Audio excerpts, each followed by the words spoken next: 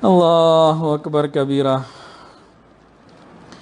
حج سے گناہوں کی مغفرت، یہ بات تو پکی ہے، اس میں تو کوئی شک نہیں ہے، لیکن اس کے اندر کچھ وضاحت بھی ہے۔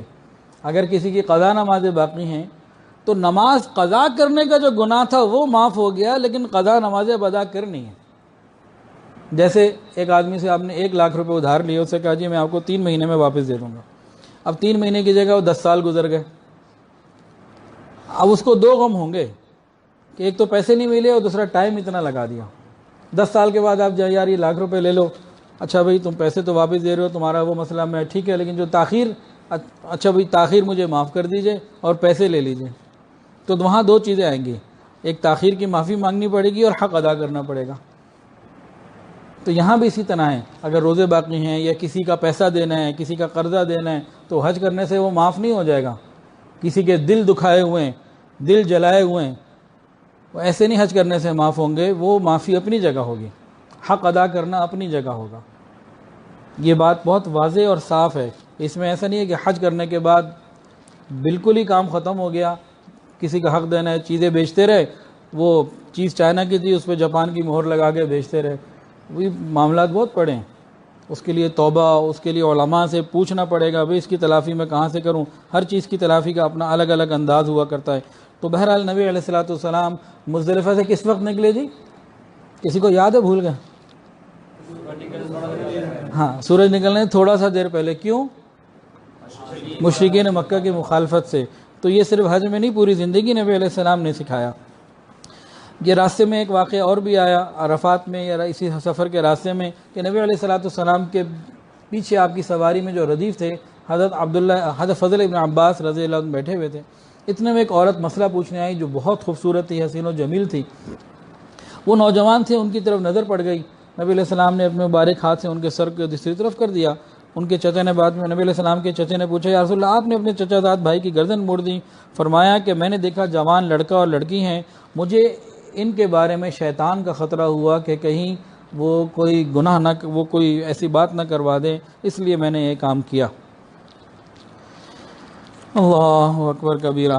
یہاں پر نبی علیہ الصلوۃ والسلام کے پاس ایک خاتون آئیں اور پوچھا کیا میں اپنے باپ کی طرف سے حج کر سکتی ہوں جو حج کرنے کی استطاعت نہیں رکھتے، ہمت نہیں ہے، چلنے پھرنے کی بھی ہمت نہیں ہے؟ فرمایا کہ ہاں کر سکتی ہو۔ یہ جو عرفات کے میدان کے بارے میں نبی علیہ السلام نے ایک اور بات ارشاد فرمایا آج کا دن وہ دن ہے جس شخص نے اپنی نظر کو قابو میں رکھا اس کے گناہ معاف کر دیے جائیں گے۔ میدان عرفات میں بھی اپنی نظر کی حفاظت کرنی ہے۔ یہ نہیں کہ حاجی ہیں تو بہن بھائی ہو گئے جو مرضی کرو۔ کتنے لوگ یہ باتیں کرتے ہیں جی وہاں تو سب اکٹھے طواف ہوتا ہے، اس کا مطلب ہے نہ وہاں پردہ ہے، نہ نظر کی حفاظت ہے، نہ کوئی اور بات۔ نبی علیہ الصلوۃ والسلام تو عرفات کے میدان میں بھی بات فرما رہے ہیں کہ آج کے دن جس نے نظر کی حفاظت کی اس کی مغفرت ہو جائے گی، یعنی جس نے نظر کی حفاظت نہیں کی، اپنے کانوں کی اعضاء کی حفاظت نہیں کی، وہ خطرے میں ہے اس کا معاملہ۔ تو وہاں بھی گناہوں سے بچنا ہے۔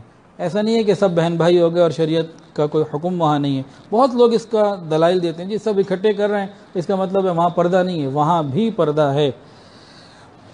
اسی وقت ایک شخص نبی علیہ السلام کی خدمت میں آ کے سوال کیا کہ کیا میں اپنی ماں کی طرف سے حج ادا کر سکتا ہوں؟ ان کا انتقال ہو چکا، انہوں نے حج نہیں کیا، مال بھی ہے، سارا کچھ، اس طرح کی بات خلاصہ عرض کر رہا ہوں نا۔ تو نبی علیہ السلام نے ان سے سوال پوچھا کیا تیری ماں کے اوپر کوئی قرضہ ہوتا تو کیا تو وہ قرضہ ادا کرتا؟ کہ جی میں ضرور قرضہ ادا کرتا۔ تو نبی علیہ السلام نے فرمایا کہ ٹھیک ہے تم ان کی طرف سے حج بھی ادا کر سکتے ہو، حج ادا کرو۔ تو حج بدل کے مسائل بھی یہاں سے پھر معلوم ہوئے۔ نبی علیہ السلام جب وہاں سے چلے تو وادی محصر، جب مزدلفہ سے منی کی طرف آ گئے تو راستے میں ایک وادی محصر، وہاں سے گزرے تو اپنی سواری کو تیز کر دیا۔ یہ وہ مقام ہے جہاں ابرہہ کے اوپر ابابیل نے کنکریاں پھینکی تھی، اللہ کا عذاب نازل ہوا تھا۔ کوئی بھی ایسی جگہ جہاں عذاب الہی نازل ہو چکا ہو، نبی علیہ السلام گزرتے تو تیزی کی تلقین فرماتے۔ اور یہاں فرمایا اسی سفر میں کہ میری امت کو مجھ سے مسائل سیکھ لینے چاہیے، شاید آئندہ میں ان سے نہ مل سکوں، آئندہ سال ملاقات نہ ہو سکے۔ تو صحابہ کی بھی خواہش یہ تھی کہ مسائل کو سیکھیں، نبی علیہ السلام کی خواہش بھی یہ تھی، حکم یہ دیا کہ مسائل کو سیکھو۔ تو حاجیوں کو چاہیے، عمرہ کرنے والوں کو چاہیے کہ یہ ٹور آپریٹر کے اوپر نہ رہیں کہ جی جو وہ کریں گے ہم کر لیں گے، نہیں، ہر آدمی الگ الگ حج کو سیکھنے کا اہتمام کرے، نہایت آسان ہے، مشکل نہیں ہے۔